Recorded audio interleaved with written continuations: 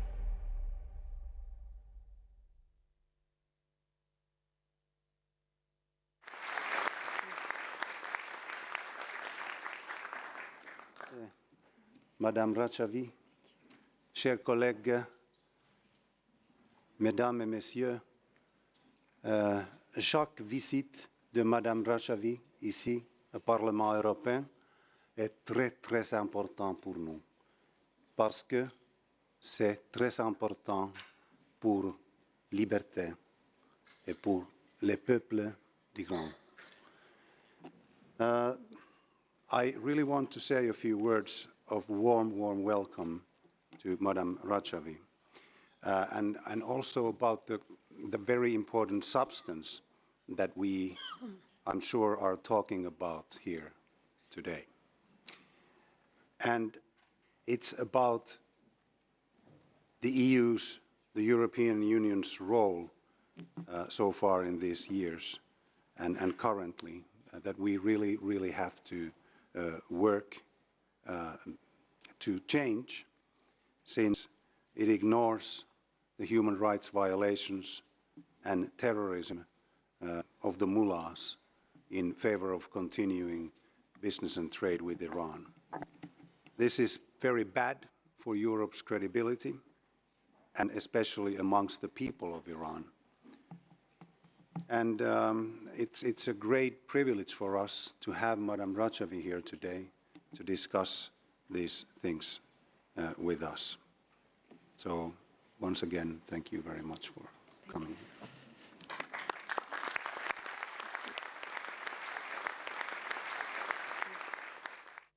Thank you very much, dear Chair.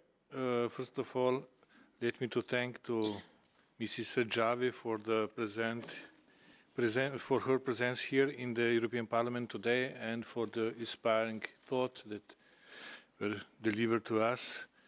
Iranian regime has been the source of instability as it is part of its doctrine for survival. This explains why we find the Quds Force of the Iranian Revolutionary Guards and its terrorist proxies fighting in Syria, Iraq, Yemen, Lebanon, Afghanistan, and other places. The regime is spending billions of euros in these troubled countries, not for the benefit of the people in those countries, but only to maintain its medieval rule. This is a very sad situation, and Europe is largely responsible for this because it has in some way funded the Revolutionary Guards that simultaneously control the majority of the Iranian economy. These situations must stop for the sake of people in the region and world peace and security. We must press the EU and our governments to adopt a firm policy on the regime and stop the trade. This regime needs us for its survival. Let us deprive eat of this benefit and work to this end together. Thank you for your attention.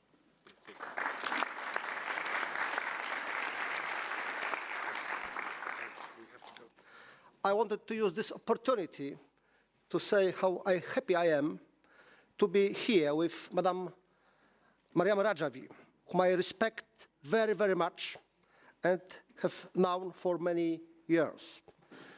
The Iranian resistance under the leadership of Madam Rajavi has gone through a lot of hardships in these years. They are facing a terrorist regime which has no mercy for its own citizens. During the 1988 massacre, more than 30,000 of PMOI members and activists were executed by this regime. Many of those officials responsible for that crime against humanity still hold top positions in Iran. The Iranian resistance members suffered a lot during the years they were in Iraq. They are truly the symbols for millions of Iranians inside the country who want a regime change.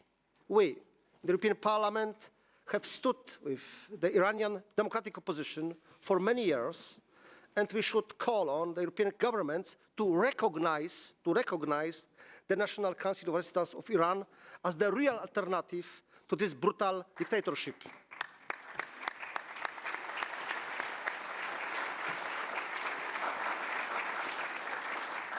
And finally, I think with the presence of Madam Rajavi today in the European Parliament, in our House, this also sends a strong message to the people of Iran that we are with you till we have a free Iran.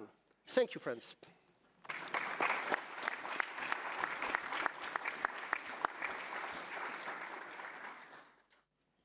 Thank you, Madam Chair.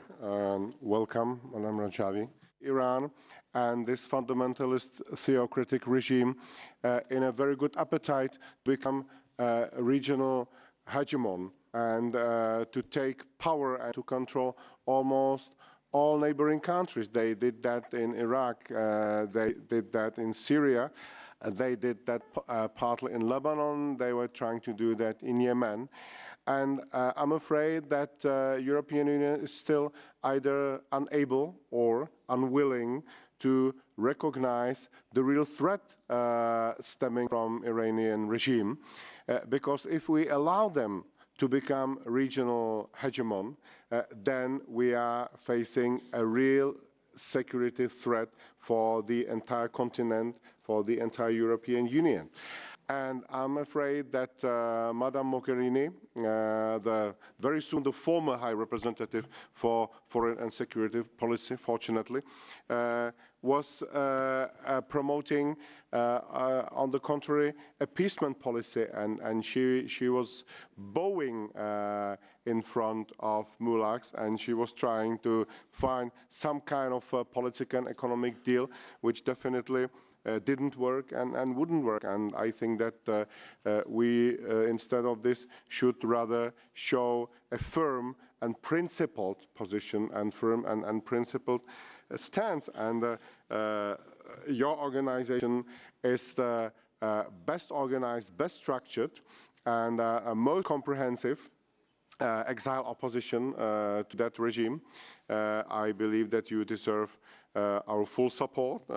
Your 10-point plan that includes separation between religion and state and equal rights of men and women and abolition of that penalty is a very good guideline for the future.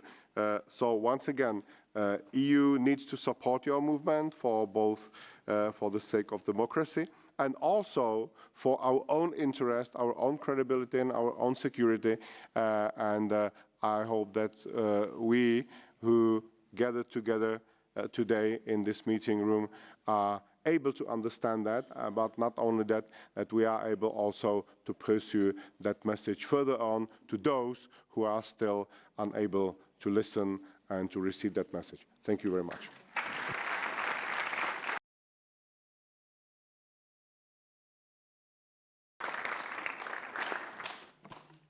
Thank you very much.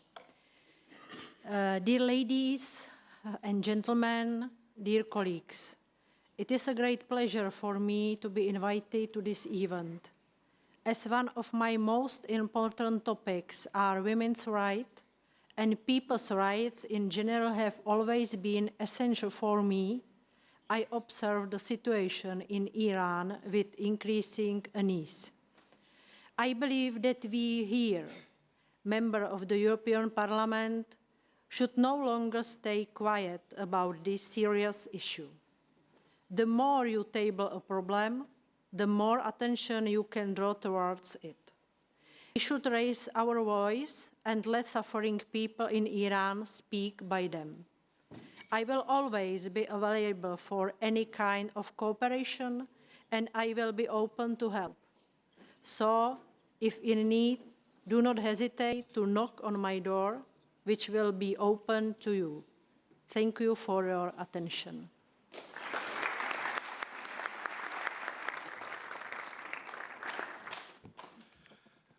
Madam Chairman, Madam Rajavi,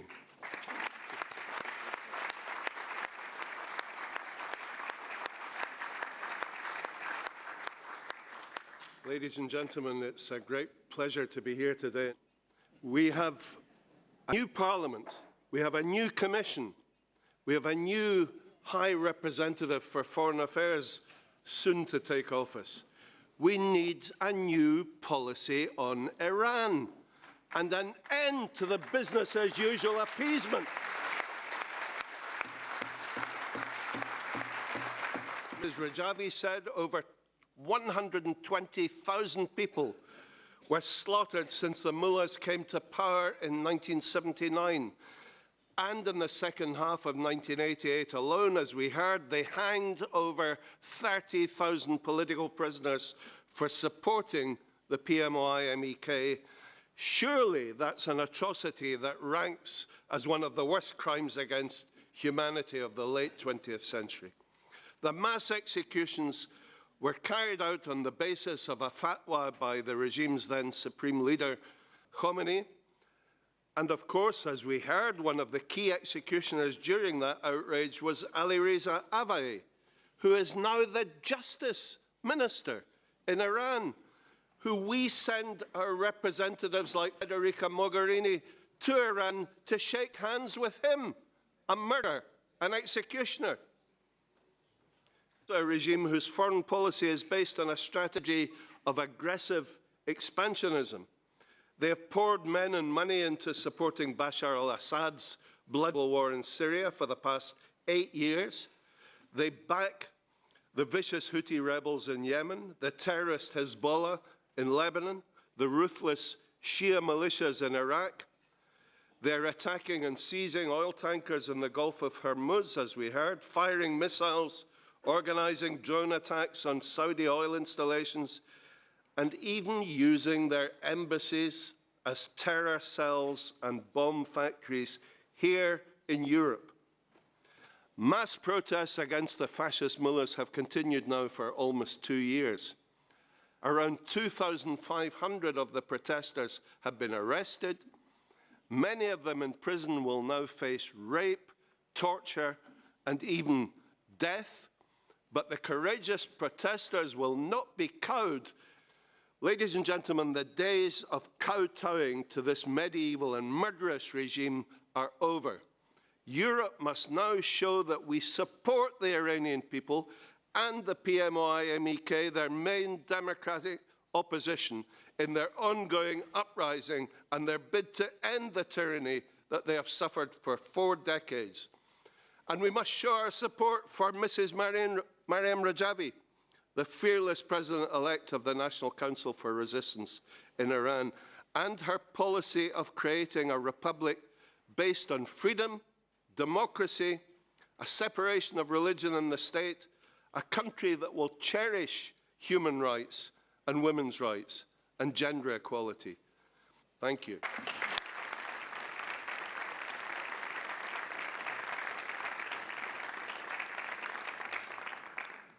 Thank you very much, Madame Rajavi, colleagues, dear guests.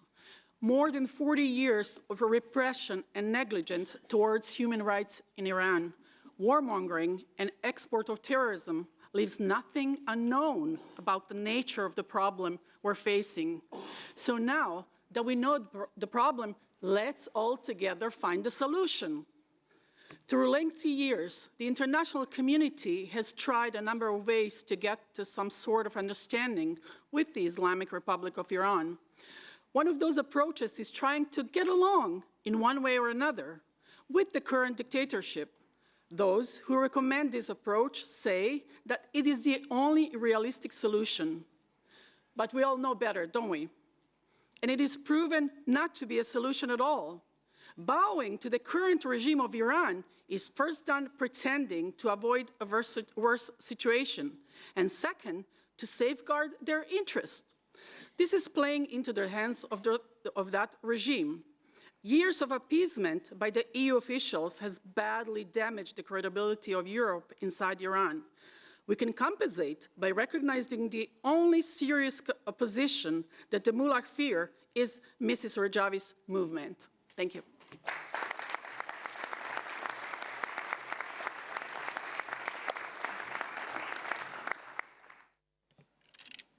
Thank you. Bonjour à tout le monde. Je voudrais dire aussi au nom de ma collègue Alessandra Moretti, qui est aussi membre de la Commission Femmes, je voudrais dire bienvenue à Madame Rajavi et merci de votre présence au Parlement européen.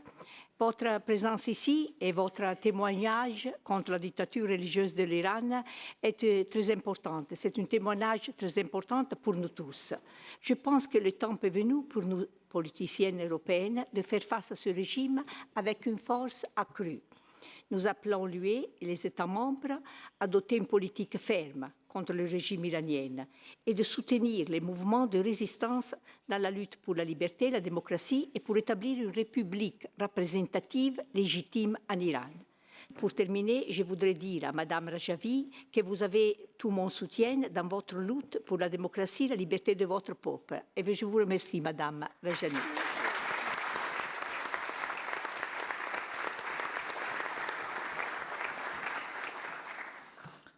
Iranians have been suffering under corrupt, theocratic dictatorship for more than 4 decades. The 1988 execution of prisoners stands out as the single most egregious act of human rights abuse by the Iranian regime. The Iranian people do not want this regime, and our policy towards Iran here in Europe must be formed on that basis. It is clear to me that recent efforts in Europe to find an accommodation with the regime have failed. The best policy for Europe to adopt is to openly recognize the Iranian people's legitimate right to democracy. There is a democratic alternative to the current regime. It is led by Maryam Rajavi with her 10-point platform, and we must recognize it. I'm so pleased that Maryam has spoken here today in the European Parliament. Many members of this Parliament support her movement and her leadership of the Iranian democratic opposition. I look forward to the day when we are all able to go to Tehran in a free Iran. Thank you.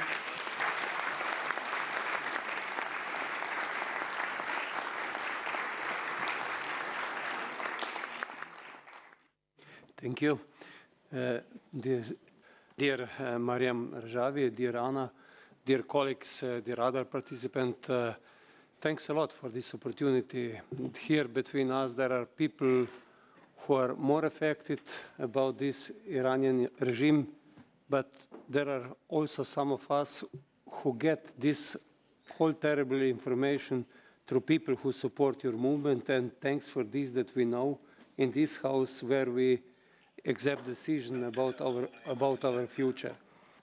Thank you that you are so brave and strong person that you do this for your Iranian people. And as you said, I fully support these points you pointed out.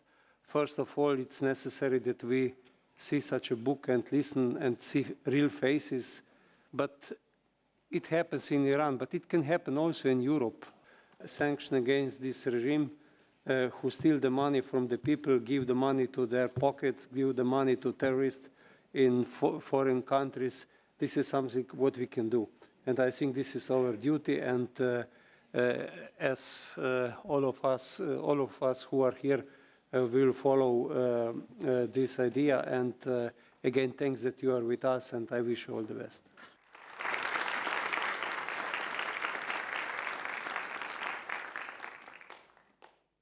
Thank you, Chair. And thank you very much, Madam Rajavi, for being here. And thank you for your strong commitment for Iran. Dear colleagues, this meeting is very important because we have a strong responsibility as members of this Parliament to be the voice of many who don't have the possibility.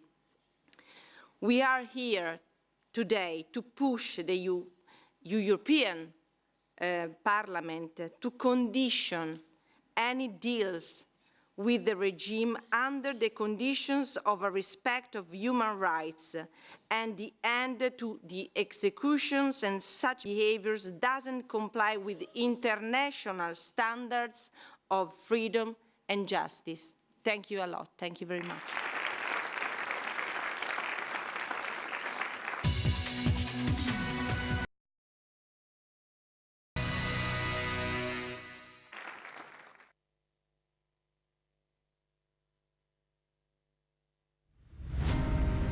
اطلاعیه دوستان ایران آزاد، پارلمان اروپا، استراسبورگ، 24 اکتبر 2019.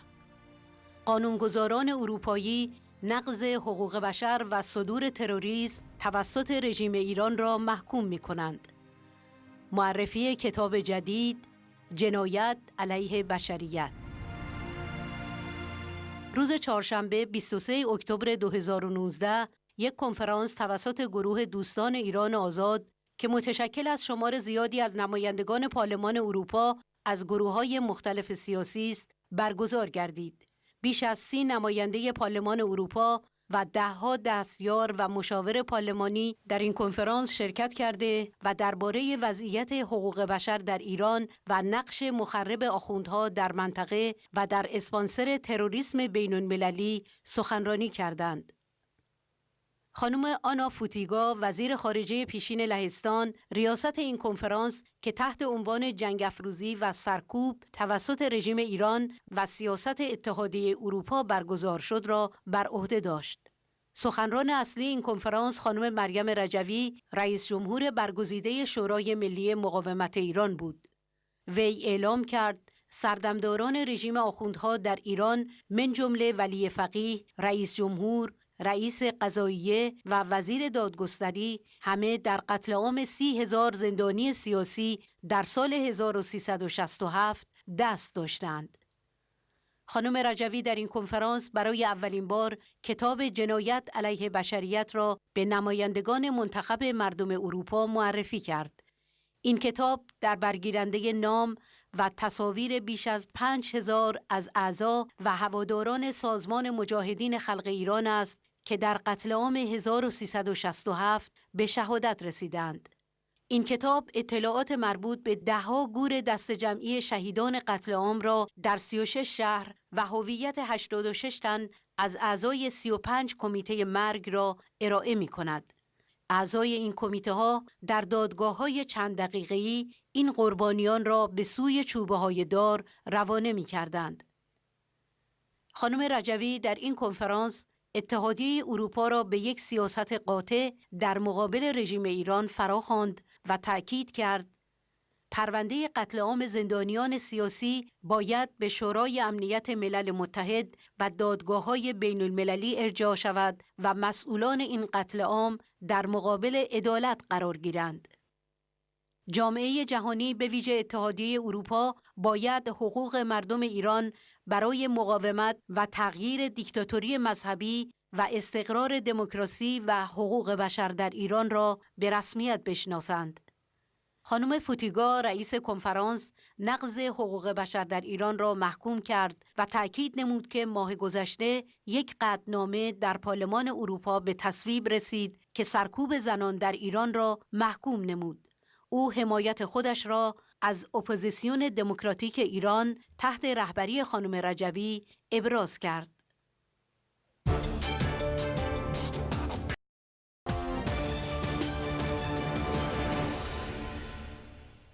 با سلام به بینندگان عزیز سیمای آزادی. خبرهای این ساعت رو با تحولات مربوط به خیزش مردم عراق ادامه میدیم. قیام مردم عراق از سر گرفته شد.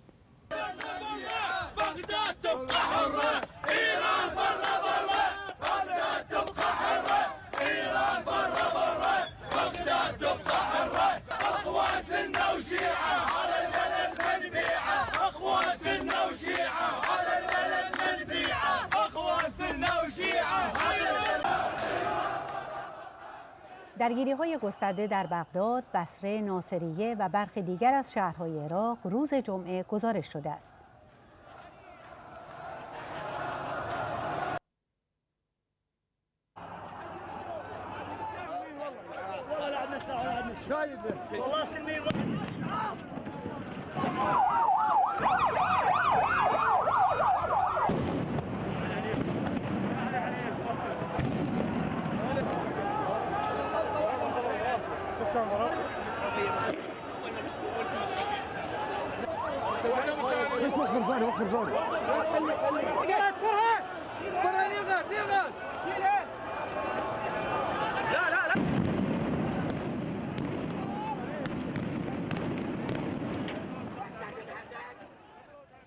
روز جمعه قیام مردم عراق با شعار سرنگونی نظام حاکم و اخراج رژیم ایران در بغداد از جمله در مناطق شیعه نشین بالا گرفته و تظاهرات در بغداد و سایر شهرهای این کشور به درگیری‌های گسترده کشیده شد.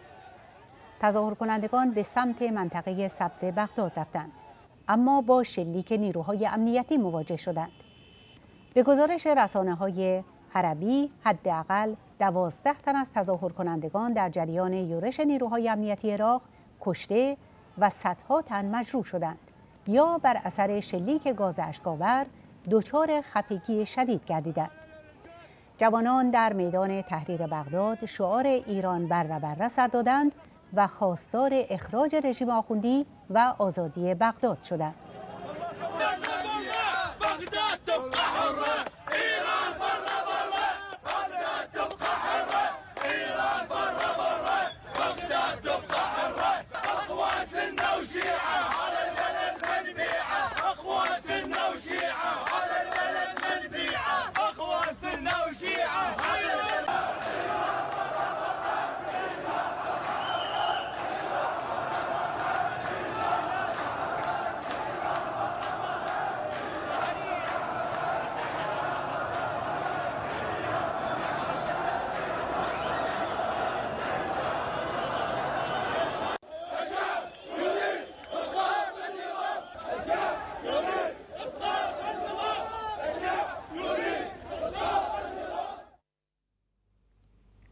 تظاهر کنندگان در ناصریه و بصره نیز علیه رژیم آخوندی شعار دادند. از صبح جمعه اعضای کانون وکلای عراق نیز در بغداد تظاهرات کردند و حمایت خود را از قیام مردم اعلام کردند. تلویزیون اسکای نیوز گفت شب گذشته تظاهر کنندگان شعارهایی را علیه دخالت رژیم ایران در عراق و علیه قاسم سلیمانی فرمانده سپاه قدس تکرار کردند. وزارت کشور عراق پیشاپیش به همه نیروهایش آماده باش داد و قیام کنندگان را تهدید کرد که با آنها برخورد می شود.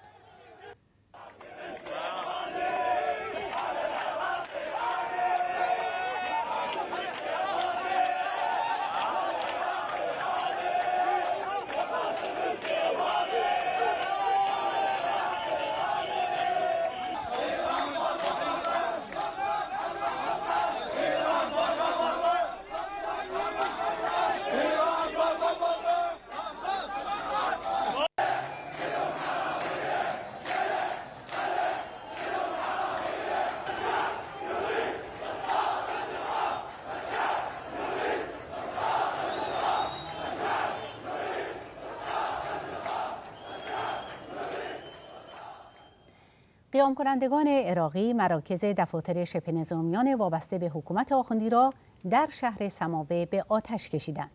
خبرگزاری رویترز به نقل از منابع پلیس عراق گزارش داد دفاتر گروه حکیم و اصائب توسط معترضین در مرکز شهر سماوه به آتش کشیده شدند.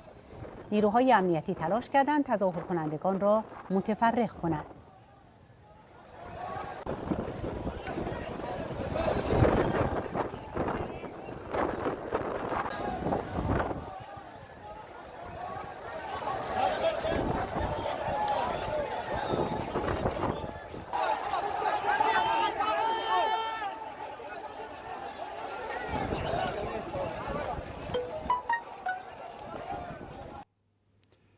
اعتراضات عصر جمعه در عراق به استانهای جنوبی از جمله بصره کشیده شد. در بصره هزاران تن در مقابل استانداری تجمع کردند. آسوشییتد پرس با انتشار این خبر افزود پلیس عراق روز جمعه برای پراکنده کردن هزاران تظاهر کننده ضد دولتی در خیابانهای بغداد اقدام به شلیک مهمات جنگی، گلوله‌های پلاستیکی و گاز اشک‌آور کرد. به گفته مقام‌های امنیتی دست کم 5 تن در این تظاهرات کشته شدند. آسوشییتد پرس افزود در بغداد هزاران تظاهر کننده موانع فلزی امنیتی را برداشتند و از پل جمهوری عبور کردند و به منطقه به شدت حفاظت شده سبز رفتند که ادارات دولتی در آنجا قرار دارند.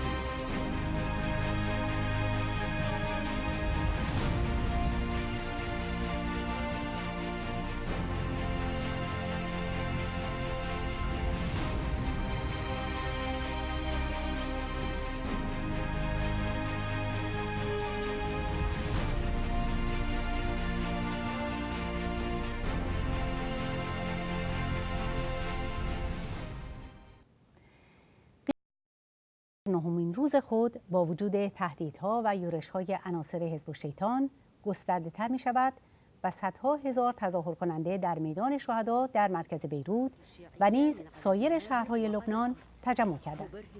در بیروت قیام کنندگان در میدان اصلی شهر چادر زدند و میگویند تا رسیدن به خواسته هایشان خیابانها را ترک نمی کنند. عوامل حزب الشیطان وابسته به رژیم آخوندی به معترضان یورش بردند، اما آنان با شعار مزدور لباس شخصی خواهان خروج آنها از میدان شدند. مدارس، دانشگاه‌ها و ادارات هنوز تعطیل هستند.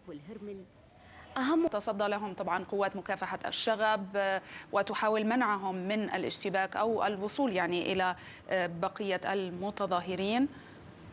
إن الأجهزة الأمنية تقوم بعملها كما قامت من كم يوم عندما تعرض شبيحة حزب الله على متن الدراجات النارية. دکتر ولید فارس گفت 2 میلیون شهروند لبنانی در بیروت و بسیاری از شهرها علیه فساد عمیق در دولت خود و تهدید تروریسم حزب الله اعتراض کردند. آنها می‌خواهند دوباره لبنان را آزاد کنند. به گزارش خبرگزاری رویترز، تظاهرکنندگان خواستار پایان دادن به سیستم سیاسی هستند. آنها نظام فرقه‌گرایی را رد می‌کنند و می‌گویند گرفتن هر شغلی به داشتن آشنا و به مذهب و فرقه‌ای که به آن تعلق داری بستگی دارد.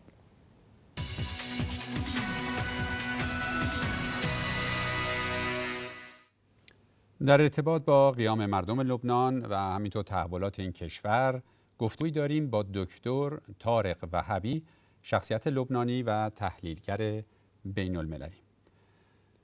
آقای وهبی، تشکر میکنیم از اینکه در این گفتگو شرکت کردید. سوالم اینه که چرا تظاهرات لبنان به شکل گسترده، اون هم علیه حزب الله، به ویژه در شهرهای شیعه نشین لبنان استمرار داره؟ السلام عليكم ورحمة الله. شكرا لقناة آزادي، قناة الحرية التي تنقل حرية الرأي اللبناني، حرية اللبنانيين. با سلام و تشکر از سیمای آزادی، کانال آزادی که آزادی خواهی لبنانی ها و آزادی لبنانی ها را منعکس می کند. بله، لبنانی ها از 17 اکتبر وارد میادین شدند، زیرا این میادین میدان های آزادی هستند و میدان ها اکنون گنجایش لبنانی ها را ندارد، زیرا می‌خواهند تغییر ایجاد کنند. هدف تغییر است، زیرا آنها دولت می‌خواهند و نه دولت که در دست حزب الله که دست نشاندگان آخوندها در لبنان شد. متاسفانه همین امروز در میادین ریاض الصلح تعدادی که آلت دست حزب الله هستند به لبنانی هایی که در میدان شهدا جمع هستند حمله کردند. آنچه به شما میگویم همین الان رخ داد، همین امروز ساعت 1400 تا این پیام را بدهند که حسن نصرالله خط قرمز است. ولی آنچه مهم است این است که گرسنگی خط قرمز به رسمیت نمیشناسد، آزادی خط قرمز ندارد. بر همه ماست که به عنوان لبنانی و به عنوان کسانی که معتقدیم آزادی نابترین خواست برای همه مبارزین است، پس بر همه ماست که باید بیستیم و به اینها بگوییم برگردید به لانه‌های خودتان. این رفتار را با لبنانی هایی که مثل خودتان هستند نکنید و دست به این کارها نزنید. بله، لبنانی ها در میادین مبارزه و در میادین آزادی می‌خواهند به تمامی سیاسی ها بگویند بروید. این شعار که میگویند کلهم یعنی کلهم، یعنی همگیشان، تمامیشان استثناء بر نمی‌دارد. تمام حکومت باید برود با دزدی‌هایش و با مناسبات فرقه‌گرایانه و مذهبیش. مردم لبنان آنچه رژیم ایران و ملاهای آن انجام می‌دهند را تحمل نمی‌کنند. متاسفانه فرمانده سپاه قدس در حال حاضر در لبنان است و این افراد را برای سرکوب این قیام مردمی دارد آماده می‌کند. وللأسف علمنا من بعض وسائل الإعلام أن اللواء قائد العمليات القدس في إيران حاليا هو في لبنان، يتواجد في لبنان. هل يحضر هؤلاء لضرب هذا الحراك الشعبي العفوي؟ دکتر وهبی، گفته میشه که این تظاهرات گسترده خودجوشه. سوالم اینه که پس چرا اینطور متحد با خواستهای مشترک و سیاسی داره صورت میگیره؟ وصل الناس إلى نقطة لا عودة عليها يا سيدي. مردم به نقطه غیرقابل بازگشت رسیدند. این اتحاد که شما می‌بینید مثل طرابلس، سور، نبطیه، بلبک و بیروت همه یک خواسته دارند. آنها همه نجات وطن را در زیر یک پرچم لبنان می‌خواهند. آنها که به کشورهای دیگر مهاجرت کردند نیز در این جنبش مشارکت می‌کنند. العودة إلى الوطن تحت علم هذه الدولة اللبنانية حتى أبعاد خارج لبنان.